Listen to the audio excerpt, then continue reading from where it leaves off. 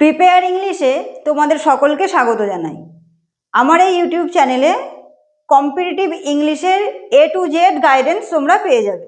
আজ আমরা প্রোনাউনের আরেকটি ভাগ ডিস্ট্রিবিউটিভ প্রোনাউন নিয়ে আলোচনা করব। তাহলে ডিস্ট্রিবিউটিভ প্রোনাউন কাকে বলে? ডিস্ট্রিবিউটিভ প্রোনাউন বলা হয় সেই প্রোনাউনগুলোকে যে প্রোনাউনগুলোর সাহায্যে একই জাতীয় ব্যক্তি বা বস্তুকে আলাদাভাবে নির্দেশ করা যায়। তাহলে যে প্রোনাউনের সাহায্যে একই জাতীয় ব্যক্তি বা বস্তুকে আলাদাভাবে নির্দেশ করা হয় সেই সকল প্রোনাউনগুলোকে বলা হয় ডিস্ট্রিবিউটিভ প্রোনাউন। তাহলে চলো দেখি যে ডিস্ট্রিবিউটিভ প্রোনাউনের ডেফিনিশনটা কি। A distributive pronoun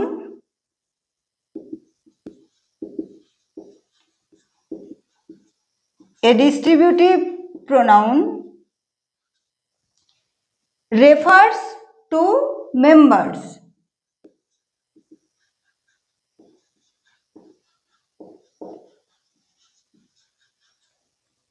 to members মানে কোনো ব্যক্তিকে বোঝাবে। of a group individually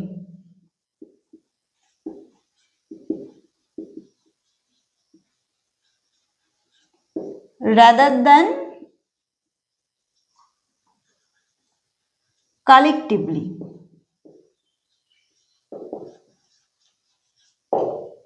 তাহলে ডিস্ট্রিবিউটিভ প্রোনাউন কাকে বলে? A distributive pronoun refers to members of a group individually, মানে কি একটা গ্রুপের অনেক মেম্বার থাকে, সেই প্রত্যেকটা মেম্বারকে না বুঝিয়ে আলাদা আলাদা করে মেম্বারগুলোকে বোঝানোর জন্য যে প্রোনাউন ব্যবহার করা হয় তাকে বলা হয় ডিস্ট্রিবিউটিভ প্রোনাউন। আচ্ছা, এবারে দেখি যে ডিস্ট্রিবিউটিভ প্রোনাউনের এক্সাম্পলগুলো কি কি। দে আর অ্যাজ ফলোজ। তাহলে সেই ডিস্ট্রিবিউটিভ প্রোনাউনগুলো কি কি? ডিস্ট্রিবিউটিভ প্রোনাউনগুলো হলো ইচ,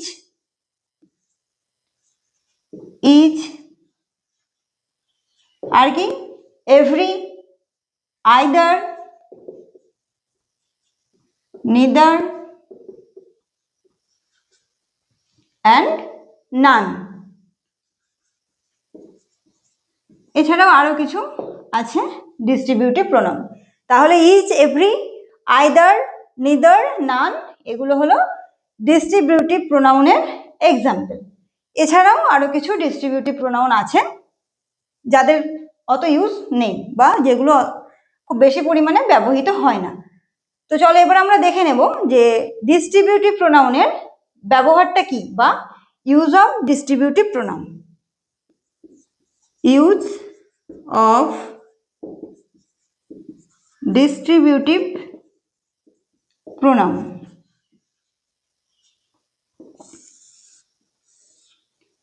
দেখো, আমরা ডিস্ট্রিবিউটিভ প্রোনাউন হিসেবে সবার আগে যে প্রোনাউনের ব্যবহারটা দেখব সেটা হলো আইদার। আইদার একটা ডিস্ট্রিবিউটিভ প্রোনাউন। তো আইদারের ইউজটা কি সেটা আমরা এখন দেখে নেব। তো আইদার কোন ক্ষেত্রে ব্যবহৃত হয়? আইদার ব্যবহৃত হয় শুধুমাত্র দুইজন ব্যক্তি বা বস্তুর ক্ষেত্রে। দুইজন ব্যক্তি বা বস্তুকে বোঝানোর জন্য আইদার ডিস্ট্রিবিউটিভ প্রোনাউনটা ইউজড হবে। তাহলে either is used two refer only two person or things. To refer only two persons or things। তাহলে দেখো, আইদার এই ডিস্ট্রিবিউটিভ প্রোনাউনটা দুইজন ব্যক্তি বা বস্তুর ক্ষেত্রে ব্যবহৃত হবে। ধরো আমি তোমাদের একটা সেন্টেন্স বলছি যে you can take either path. You can take either path. Both lead to the same distance. Both lead to the same distance. মানে কি সেন্টেন্সটা? You can take either path, মানে তুমি যে কোনো একটা পথ নিতেই পারো।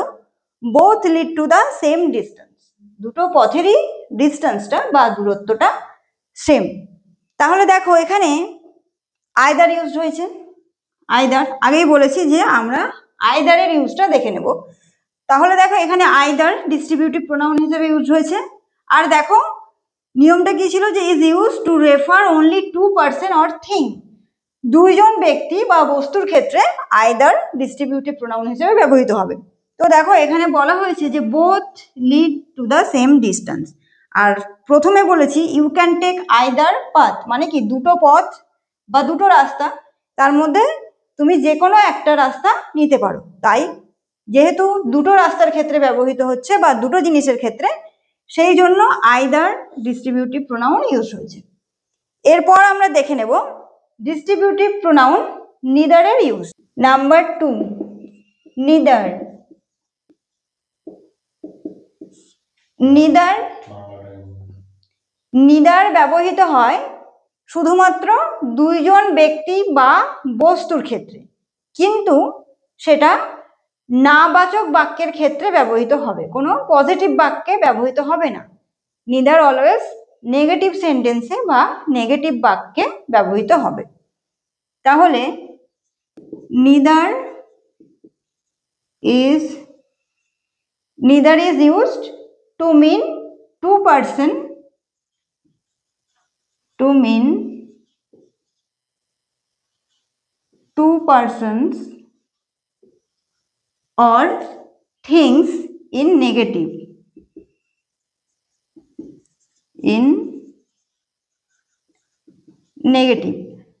মানে কি যে নিদার সবসময় দুই বা তার, neither is use to mean two person or thing, তাহলে দুইজন ব্যক্তি বা বস্তুকে বোঝাবে এবং সেটা নেগেটিভ সেন্টেন্সে বা নাবাচক বাক্যের ক্ষেত্রে নিদার ব্যবহৃত হবে দুইজন ব্যক্তি বা বস্তুকে বোঝানোর জন্য। দেখো আমি যদি তোমাদের বলি যে নিদার সেন্টেন্সটা দেখো, নিদার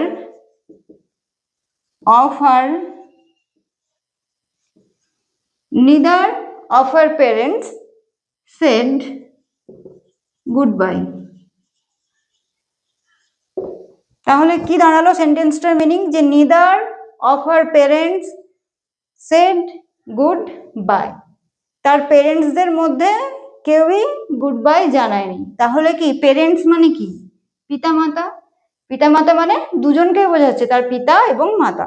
তাহলে দেখো রুলসে বলা আছে যে neither is use to mean two person or thing, দুজন ব্যক্তি বা বস্তুর ক্ষেত্রে ব্যবহৃত হবে কে নিদার।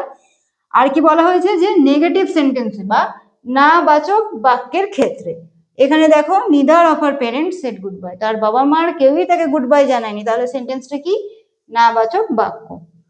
তাহলে রুল অনুযায়ী নিদার নাবাচক বাক্য এবং দুইজন ব্যক্তি বা বস্তুর ক্ষেত্রে ব্যবহার হয়। আচ্ছা এবার আমরা দেখে নেব 3 নম্বরে ডিস্ট্রিবিউটিভ প্রোনাউন হিসেবে নানের ব্যবহার। নান, NONE, নান। নান কোন ক্ষেত্রে ব্যবহৃত হবে? নান ডিস্ট্রিবিউটিভ প্রোনাউনটি দুইয়ের বেশি জিনিসকে বোঝাতে ব্যবহৃত হবে, দুই বা তার বেশি জিনিসকে বোঝাতে নান ডিস্ট্রিবিউটিভ প্রোনাউনটি ব্যবহৃত হয়। তাহলে none is use to refer, none is use to refer more than two, দুইয়ের বেশি জিনিস বোঝাতে নান এই ডিস্ট্রিবিউটিভ প্রোনাউনটা ব্যবহার হবে। তো চলো দেখো একটা এক্সাম্পল দেখো। ধরো আমি তোমাদের বললাম যে নান অফ দ্য বুকস, নান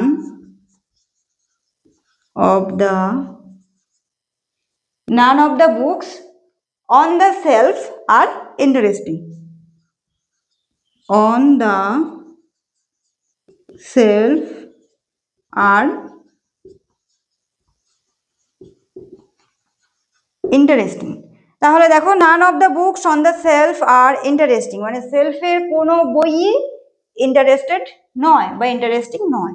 তাহলে কোনো বইই নয়, তাহলে কি দুটো বইকে বোঝাচ্ছে? না, বোঝাচ্ছে না, বা একটা বইকেও বোঝাচ্ছে না, দুই বা তার দুইয়ের বেশি বইকে বোঝাচ্ছে। তাহলে বোঝা গেছে যে নান ডিস্ট্রিবিউটিভ প্রোনাউন হিসেবে ইউজড হবে দুইয়ের বেশি জিনিসকে বোঝাতে। বোঝা গেছে? সেন্টেন্সটা এক্সাম্পলটা তোমরা ভালো করে দেখো। এরপরে আমরা দেখব যে, ঠিক আছে, নাম্বার 4 দেখো কয়েকটা ডিস্ট্রিবিউটিভ প্রোনাউন আছে যেগুলো হলো ইচ, এভরি অ্যান্ড আইদার। এই ইচ, এভরি অ্যান্ড আইদার এই তিনটি ডিস্ট্রিবিউটিভ প্রোনাউন একটা কনস্ট্রাকশন ফলো করে। তো সেই কনস্ট্রাকশনটা কি সেটা তোমরা দেখে নাও। Each, every and each, every and either follows the following construction. each, every and either একটা কনস্ট্রাকশন ফলো করে। তো সেই কনস্ট্রাকশনটা কি তোমরা দেখো।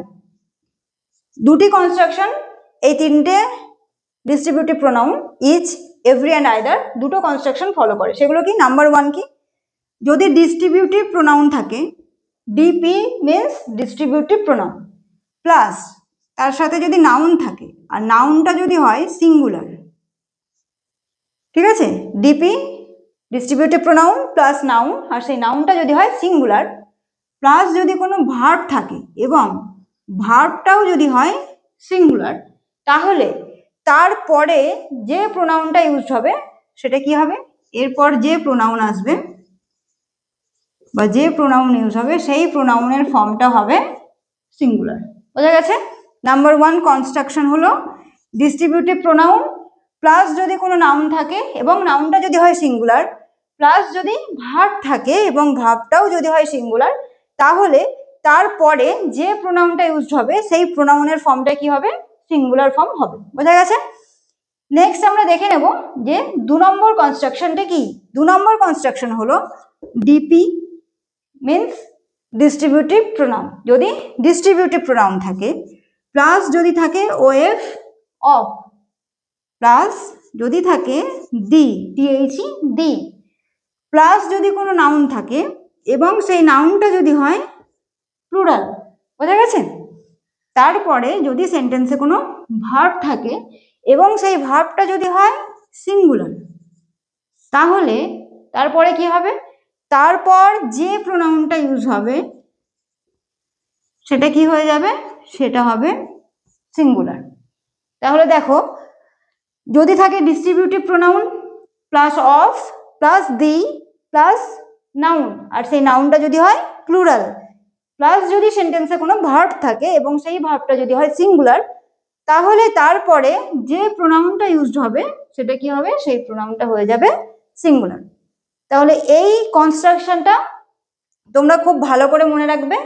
এই কনস্ট্রাকশনের ওপরে বেস করে এক্সামে কোয়েশ্চেন আসে, তাই এই কনস্ট্রাকশন দুটো তোমরা খুব ভালো করে মনে রাখবে। এরপর আমরা দেখে নেব যে পরবর্তী রুলসটা কি। নাম্বার 5, ডিস্ট্রিবিউটিভ প্রোনাউনের সঙ্গে যখন কোনো পার্সোনাল প্রোনাউন ইউজড হবে তখন সেই পার্সোনাল প্রোনাউনের প্লুরাল ফর্মটা ইউজ হবে। তো পার্সোনাল প্রোনাউনের প্লুরাল ফর্মগুলো কি? যেমন ধরো আমি যদি বলি উই বা আস, তাহলে সেগুলো পার্সোনাল প্রোনাউনের প্লুরাল ফর্ম। তাহলে ডিস্ট্রিবিউটিভ প্রোনাউনের সঙ্গে পার্সোনাল প্রোনাউনের প্লুরাল ফর্ম ইউজ হবে এবং প্রোনাউনটি কি হবে? সাবজেক্টিভ না অবজেক্টিভ? প্রোনাউনটি অলওয়েজ হবে অবজেক্টিভ। বোঝা গেছে? তাহলে চলো দেখি যে রুলসটা কি। রুলসটা হলো with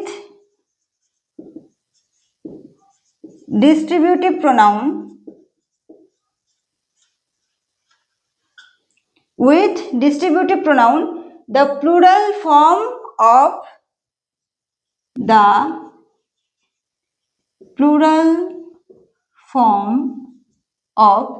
personal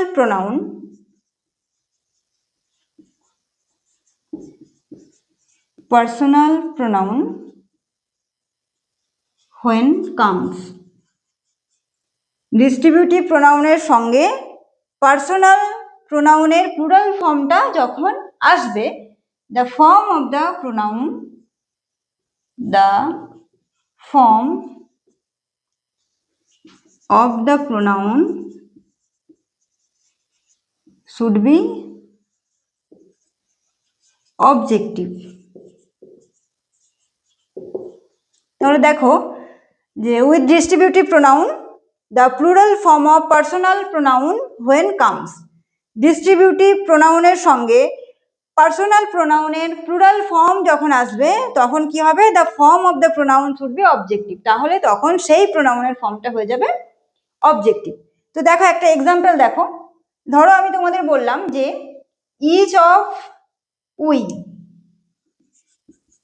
each of we are able enough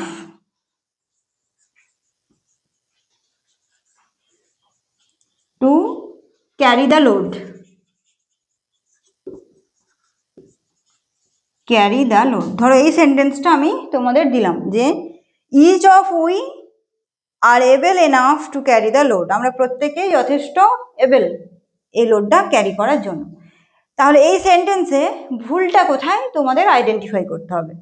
ধরো এই সেন্টেন্সটাই যদি পার্ট করে দেওয়া থাকে যে each of we are able enough to carry the load, ধরো এইভাবে সেন্টেন্সটাকে চারটে ভাগে ভাগ করা হয়েছে, এবার তোমাদের আইডেন্টিফাই করতে হবে যে সেন্টেন্সটার কোন পার্টে ভুল। তো দেখো রুলে কি বলা হয়েছে যে with distributive pronoun the plural form of personal pronoun when comes, দেখো সেন্টেন্সে পার্সোনাল প্রোনাউনের প্লুরাল ফর্ম আছে, কোনটা, we, the form of the pronoun should be objective, আর যদি সেই পার্সোনাল প্রোনাউনের প্লুরাল ফর্ম থাকে তাহলে তার ফর্মটা কি হয়ে যাবে, তার ফর্মটা হয়ে যাবে অবজেক্টিভ। কিন্তু উইটা কি অবজেক্টিভ না, তাহলে উই এর জায়গায় আমাদের কি ইউজ করতে হবে, আস, আস হলো অবজেক্টিভ, আর উইটা কি ছিল, সাবজেক্টিভ বা নমিনেটিভ, যেগুলো তোমরা আগের ক্লাসে পড়েছো। তাহলে বোঝা গেছে যে each of we are able enough to carry the load সেন্টেন্সে কোনটা ভুল, এই যে উইটা হলো রং বা উইটা হলো এরার, তাহলে উই এর জায়গায় কি করতে হবে, আস। বোঝা গেছে? তো চলো এবার আমরা দেখে নেব পরবর্তী রুলসটা।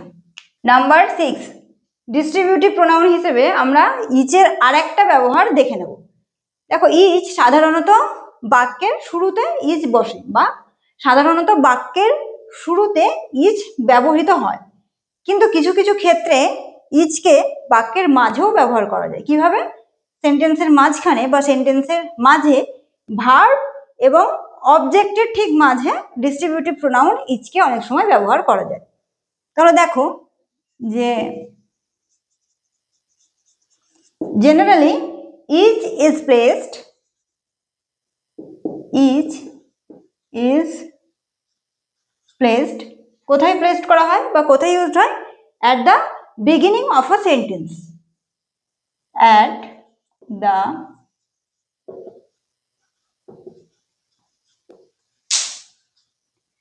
Beginning of a sentence. তাহলে কি যে সাধারণত ইচ বাক্যের শুরুতে বা বাক্যের স্টার্টিং এ ব্যবহৃত হয়, but we can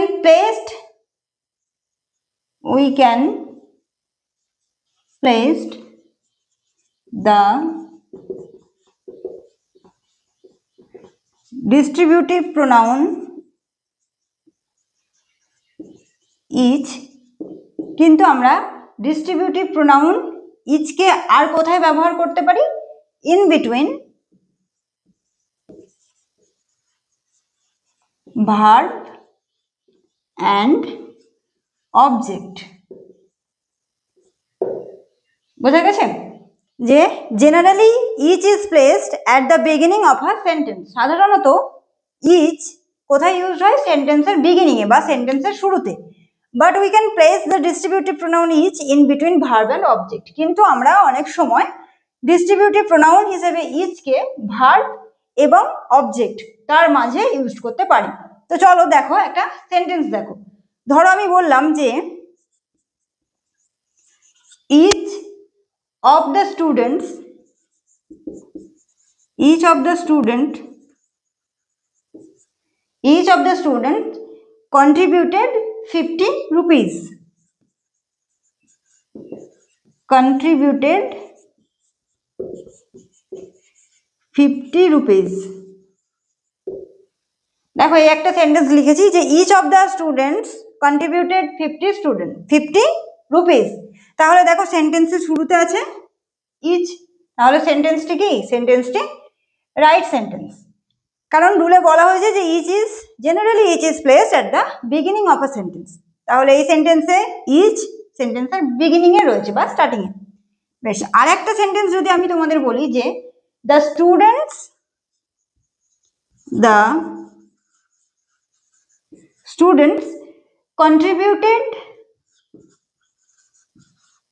contributed each 50 rupees. দেখো এই সেন্টেন্সটা দেখো, এই সেন্টেন্সে আমি বলেছি যে the students contributed each 50 rupees, যে স্টুডেন্টরা বা ছাত্ররা প্রত্যেককে 50 রুপিস করে কন্ট্রিবিউট করেছে। তাহলে দেখো এই সেন্টেন্সে ফার্স্ট সেন্টেন্সের স্টার্টিংয়ে বা বিগিনিংয়ে ইচ ইউজড হয়েছে, যেটা রুলে বলা আছে। আর কি বলা আছে রুলে? যে কখনো কখনো ভার্ব এবং অবজেক্টের মাঝেও ইচ ব্যবহার হতে পারে। দেখো সেকেন্ড সেন্টেন্সটা বা 2 নম্বর সেন্টেন্সটা কন্ট্রিবিউটেড কি? ভার্ব, আর এটা অবজেক্ট। তো দেখো তার মাঝে ইউজ হয়েছে ইচ। ইচ কি? Distributive pronoun. বোঝা গেছে ডিস্ট্রিবিউটিভ প্রোনাউনের ইউজগুলো? তাহলে এগুলোই ছিল ডিস্ট্রিবিউটিভ প্রোনাউনের ইউজ। তো তোমরা ডিস্ট্রিবিউটিভ প্রোনাউনের ইউজগুলো খুব ভালো করে দেখো। আর এরপর আমরা শুরু করব রিফ্লেক্সিভ প্রোনাউন। রিফ্লেক্সিভ প্রোনাউন হলো প্রোনাউনের আরেকটি ভাগ। তো রিফ্লেক্সিভ প্রোনাউন কাকে বলে বা রিফ্লেক্সিভ প্রোনাউন কি? রিফ্লেক্সিভ প্রোনাউন হলো এমন একটি সর্বনাম যা একটা বাক্যের মধ্যে সাবজেক্ট এবং অবজেক্ট উভয়েরই কাজ করে। বোঝা গেছে? যে when the doer is both subject and object. When the doer is both subject and object. তাহলে রিফ্লেক্সিভ প্রোনাউন হলো এমন একটি সর্বনাম যা একই বাক্যের মধ্যে সাবজেক্ট এবং অবজেক্ট উভয়ের কাজ করবে, তাহলে তাকে বলা হবে রিফ্লেক্সিভ প্রোনাউন। আর রিফ্লেক্সিভ প্রোনাউন আইডেন্টিফাই করার একটা সহজ উপায় আছে, যেটা কি? সেলফ। এই সেলফ কথাটা প্রত্যেকটা প্রোনাউনের সাথে ইউজড হয় না, সেটা সিঙ্গুলার ক্ষেত্রে সেলফ আর প্লুরাল ক্ষেত্রে সেলফস। তো সেই রিফ্লেক্সিভ প্রোনাউনগুলো কি কি চলো দেখে নিই। দে আর as follows.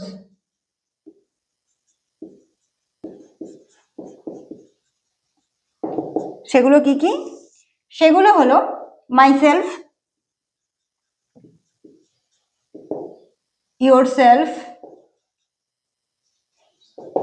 himself,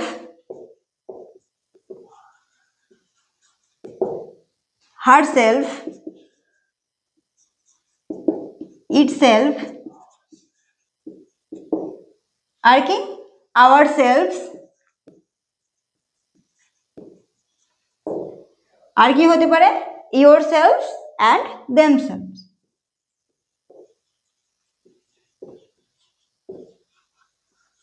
and themselves। তাহলে দেখো যে রিফ্লেক্সিভ প্রোনাউনের উদাহরণগুলো বা রিফ্লেক্সিভ প্রোনাউন কোনগুলো? Myself, yourself, himself, herself, itself, ourselves, yourselves and themselves। সিঙ্গুলারের ক্ষেত্রে SELF সেলফ, আর যদি প্লুরাল ফর্ম হয় সেই ক্ষেত্রে VES। তাহলে SELF সেলফ মানে সিঙ্গুলার, আর SEL সেলফ মিন্স প্লুরাল। তো দেখো একটা এক্সাম্পল দেখো, ধরো যদি আমি তোমাদের বলি যে she looked at herself in the mirror। she looked at herself in the mirror। এই একটা সেন্টেন্স দিলাম। অথবা ধরো আরেকটা সেন্টেন্স বললাম যে he taught himself how to read, he taught himself how to read. তাহলে দেখো সেন্টেন্স দুটো দেখো, প্রথমে বলেছি she looked at herself, তাহলে SELF সেলফ আছে, তাহলে তোমরা খুব সহজেই আইডেন্টিফাই করতে পারছো যে এই যে হার সেলফ এটা কি প্রোনাউন বা কোন ধরনের প্রোনাউন, এটা রিফ্লেক্সিভ প্রোনাউন। সেকেন্ড সেন্টেন্সে দেখো বলেছি হি টট হিমসেলফ, দেখো হিমের সাথে সেলফ যুক্ত রয়েছে, তাহলে হিমসেলফ হয়ে গেল রিফ্লেক্সিভ প্রোনাউন। বোঝা গেছে? আচ্ছা, এই রিফ্লেক্সিভ প্রোনাউনকে আবার আরও একটা প্রোনাউন হিসেবে ব্যবহার করা হয়, বা রিফ্লেক্সিভ প্রোনাউনের আরও একটা নাম আছে, সেটা কি এমফাসাইজিং প্রোনাউন বা এমফ্যাটিক প্রোনাউন। তো এমফ্যাটিক প্রোনাউন বা এমফাসাইজিং প্রোনাউন কেন বলা হয় রিফ্লেক্সিভ প্রোনাউনকে? চলো দেখি তাহলে যে রিফ্লেক্টিভ প্রোনাউনকে এমফ্যাটিক প্রোনাউন বা এমফাসাইজিং প্রোনাউন কেন বলা হয়। Emphatic pronoun, emphatic pronoun, emphatic pronoun কাকে বলে? রিফ্লেক্সিভ প্রোনাউনকেই আর এক নামে ডাকা হয় এমফ্যাটিক প্রোনাউন বলে, বা এমফ্যাটিক প্রোনাউন বা রিফ্লেক্সিভ প্রোনাউন প্রায় একই। তো এমফ্যাটিক কথাটা কেন বলছে? কোনো নাউনকে যখন বিশেষ করে বোঝানো হয় বা জোর দিয়ে বোঝানো হয় বা এমফাসাইজিং করা হয়, তখন তাকে বলা হচ্ছে এমফ্যাটিক প্রোনাউন। তো এই এমফাসাইজিং করার ব্যাপারটা কি বা জোর দেওয়ার ব্যাপারটা কি, চলো একটা সেন্টেন্স দেখো, তাহলে তোমরা সেটা খুব ভালোভাবে বুঝতে পারবে। তো ধরো তোমাদের একটা সেন্টেন্স দেওয়া হলো যে the baby can eat rice, can eat rice itself. ধরো এই একটা সেন্টেন্স দেওয়া হলো, তাহলে এখানে ইটসেলফটা কি রিফ্লেক্সিভ প্রোনাউন বা এমফ্যাটিক প্রোনাউন? যেহেতু রিফ্লেক্সিভ প্রোনাউনের আর এক নাম এমফ্যাটিক, তাই ওটাকে আমরা কি বলবো, ইটসেলফ হচ্ছে একটা রিফ্লেক্সিভ প্রোনাউন বা এমফ্যাটিক প্রোনাউন। কিন্তু এর ইউজটা কিভাবে হয়? ওই যে বললাম যে নাউনে বা বাক্যকে বা বাক্যের মধ্যে কোনো নাউনকে জোর দেওয়ার জন্য বা এমফাসাইজিং করার জন্য যখন এই রিফ্লেক্সিভ প্রোনাউনটা ইউজ হবে, তখন তার নাম হয়ে যাবে এমফ্যাটিক প্রোনাউন। তো সেটা কি, দেখো আমি যদি এই সেন্টেন্সটাকেই লিখি যে the baby itself can eat rice.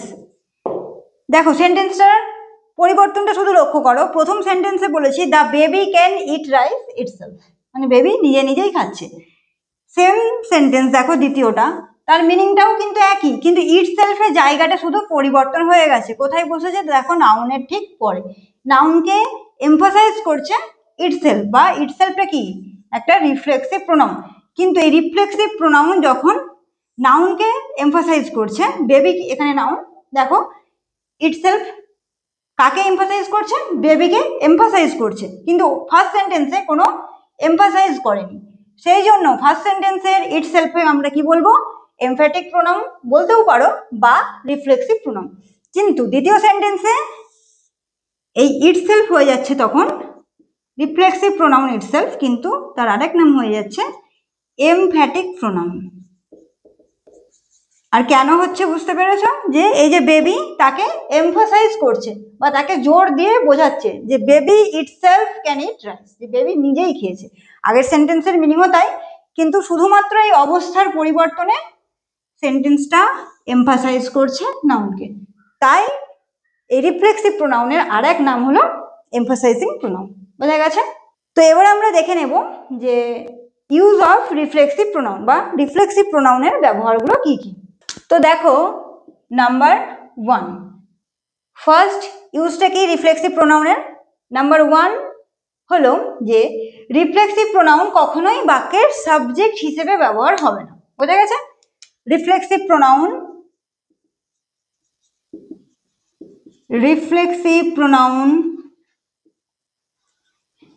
can never used as a subject.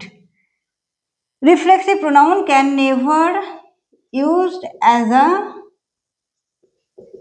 subject in a sentence.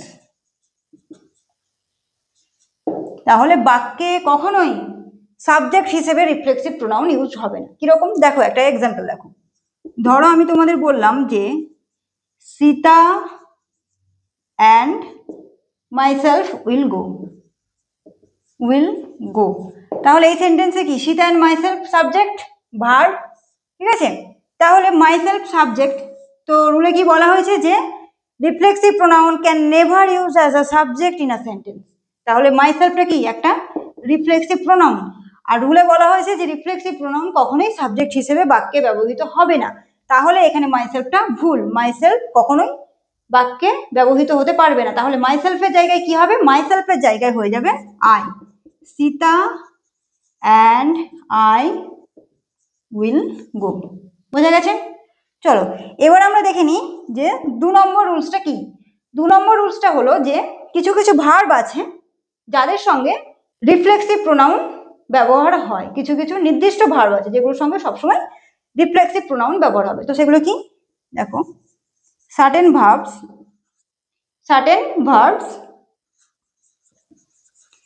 Take reflexive pronoun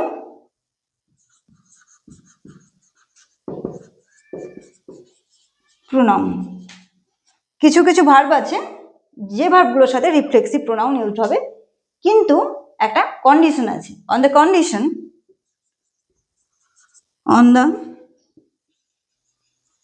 condition, সেই কন্ডিশনটা কি, that doer and receiver is same, that doer and receiver same. তাহলে বোঝা গেছে যে certain verbs take reflective pronoun, কিছু কিছু verb আছে যে ভার্বগুলোর সাথে রিফ্লেক্টিভ প্রোনাউন ইউজ হবে, কিন্তু তার একটা কন্ডিশন আছে। সেই কন্ডিশনটা কি, ডোয়ার এবং রিসিভারকে সেম হতে হবে। ডোয়ার মানে বাক্যে বা ক্রিয়ার কর্তা যে কাজটা করছে, আর রিসিভার মিন্স প্রাপক। তাহলে ডোয়ার এবং রিসিভার এক হতে হবে। এই কন্ডিশন যদি ফুলফিল করে তাহলে কিছু ভার্ব আছে, নির্দিষ্ট কিছু ভার্ব আছে যে ভার্বগুলোর সাথে রিফ্লেক্সিভ প্রোনাউন ইউজ হবে। তাহলে সেই ভার্বগুলো কি কি, চলো এবার আমরা দেখে নিই যে সেই ভার্বগুলো কি কি। দেখো সেই ভার্বগুলো হলো ডিসগাইজড,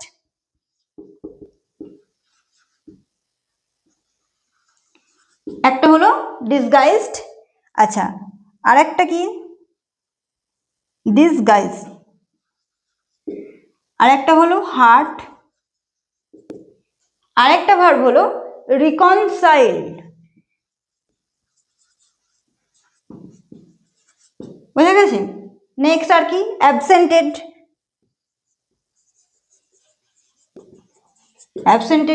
আর কি অ্যাডাপ্টেড, আর কি ভার্ব হতে পারে, ইন্ট্রোডিউসড,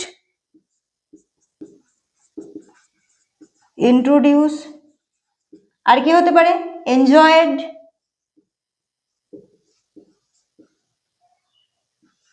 ইটিসি।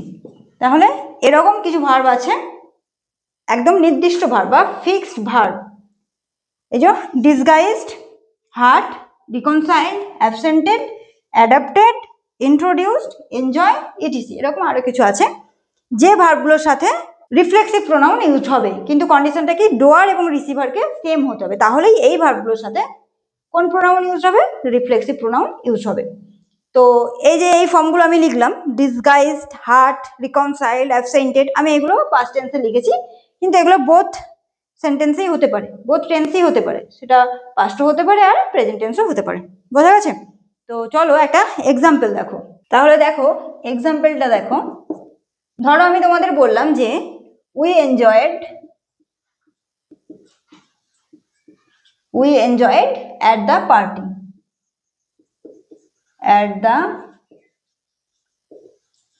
এই একটা সেন্টেন্স আমি তোমাদের দিলাম। আর ধরো আরেকটা সেন্টেন্স দিলাম, 2 নম্বরে আরেকটা সেন্টেন্স দিলাম যে we enjoyed the party, we enjoyed the party. তাহলে দেখো সেন্টেন্স দুটো দেখো, প্রথম সেন্টেন্সে বলেছি we enjoyed at the party আর উই এনজয়েড দ্য পার্টি। তাহলে প্রথম সেন্টেন্সের মিনিংটা কি? We enjoyed at the party, আমরা পার্টিতে গিয়ে আনন্দ করেছিলাম। আর সেকেন্ড সেন্টেন্সের মানে কি? উই এনজয়েড দ্য পার্টি, মানে কি? যে আমরা যেন নিজেরাই পার্টিটাকে এনজয় করেছিলাম। তাহলে দেখো ফার্স্ট সেন্টেন্সে দেখো একটা ওয়ার্ড মিসিং আছে, we enjoyed at the party, পার্টিতে গিয়ে আমরা আনন্দ করেছিলাম। তাহলে কি? পার্টিতে গিয়ে আমরা নিজেরাই আনন্দ করেছিলাম। তাহলে উই এনজয়েড আওয়ার সেলফস, এই কথাটা দেখো মিসিং আছে, উই এনজয়েড আওয়ার সেলফস। এই আওয়ার সেলফস কথাটা যখন আমি লিখলাম, দেখো সেন্টেন্সটা কমপ্লিট হলো, যে we enjoyed ourselves at the party, মানে কি? পার্টিতে আমরা গিয়েছিলাম আর সেই পার্টিতে আমরা নিজেরাই আনন্দ করেছিলাম। আর সেকেন্ড সেন্টেন্সটা কিন্তু রাইট সেন্টেন্স। কেন? দেখো উই এনজয়েড দ্য পার্টি, এখানে অ্যাট কথাটা কিন্তু লেখেনি। অ্যাট কথাটা না থাকার জন্য দেখো সেন্টেন্সের মিনিংটাই বদলে গেছে, যে উই এনজয়েড দ্য পার্টি, মানে কি? আমরা পার্টিটা এনজয় করেছিলাম। ঠিক আছে, এখানে কি বলছে? যে আমরা পার্টিটা এনজয় করেছিলাম, তার জন্য এখানে কোনো রিফ্লেক্সিভ প্রোনাউন ইউজ হয়নি। কিন্তু দেখো ফার্স্ট সেন্টেন্সটাই বলেছে we enjoyed at the party, মানে আমরা পার্টিতে গিয়েছিলাম এবং আনন্দ করেছিলাম। তাহলে আনন্দটা, পার্টিটাকে আনন্দ করিনি, কি আনন্দ করেছিলাম? আমরা নিজেরাই আনন্দ করেছিলাম। অ্যাট, এই অ্যাট কথাটার জন্য এই আওয়ার সেলফ রিফ্লেক্সিভ প্রোনাউনটা ইউজ হলো। তাহলে বোঝা গেছে, এই যে বললাম এখানে যে এনজয়েড, এই ভার্বগুলো থাকলে সাধারণত কি ইউজ হয়? রিফ্লেক্সিভ প্রোনাউন ইউজ হয়। কিন্তু কন্ডিশন আছে একটাই, যে ডোয়ার এবং প্রাপক দুটোকে সেম হতে হবে। এই যে এখানে দেখো আমরা গেছি এবং আমরা নিজেরাই আনন্দ করেছি, তাহলে কি? দুজনেই ডোয়ার এবং রিসিভার সেম, তার জন্য এখানে আওয়ার সেলফ বা রিফ্লেক্টিভ প্রোনাউন ইউজ হলো। যেহেতু এনজয়েড রয়েছে আর ডোয়ার এবং রিসিভার সেম, অ্যাট কথাটা যেহেতু সেন্টেন্সে আছে তাই, তার জন্য এখানে আওয়ার সেলফ কথাটা ইউজ হলো। কিন্তু নেক্সট সেন্টেন্সে উই এনজয়েড দ্য পার্টি, এখানে দেখো আমরা পার্টিটাকে এনজয় করেছি, তাহলে আমরা ডোয়ার এবং কি এনজয় করেছি? পার্টিটাকে এনজয় করেছি, ওটা রিসিভার। তাহলে ডোয়ার এবং রিসিভার কি? আলাদা আলাদা অবজেক্ট বা আলাদা আলাদা জিনিস। তাই এই ক্ষেত্রে ডিস্ট্রিবিউটিভ প্রোনাউন হিসেবে আমরা সেলফ বা সেলফ এই সকল ফর্মগুলোকে ব্যবহার করতে পারবো না। বোঝা গেছে? তাহলে এই ছিল রিফ্লেক্সিভ প্রোনাউনের আলোচনা।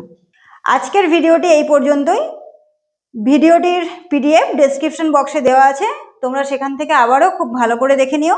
আর ভিডিওটি যদি তোমাদের ভালো লেগে থাকে তাহলে অবশ্যই লাইক, কমেন্ট, শেয়ার করো আর চ্যানেলটি সাবস্ক্রাইব করে পাশে থেকো।